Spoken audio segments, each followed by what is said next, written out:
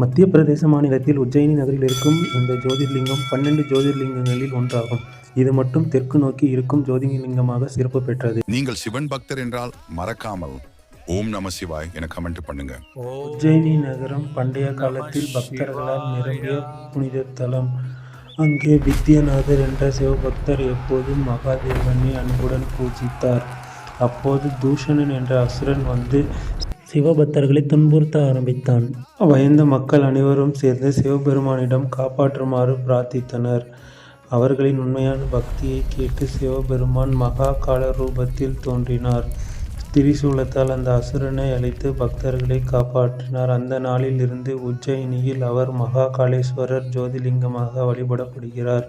இன்று கூட மகா காளேஸ்வரருக்கு பஸ்ம ஆர்த்தி செய்யப்படுகிறது. மரணத்தையும் வெல்லும் அருளை தரும் தலமாக இது உள்ளது. இந்த கோயிலின் சிறப்புகள்: மகா காளேஸ்வரர் லிங்கம் ஸ்வயம்பு என்று கருதப்படுகிறது. தினமும் காலையில் நடக்கும் பஸ்ம ஆர்த்தி உலக புகழ் பெற்றது.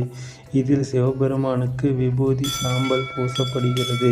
மரணம் அடைந்தவர்களின் ஆன்மாவுக்கு முக்தி தரும் தலமாகவும் இது கருதப்படுகிறது.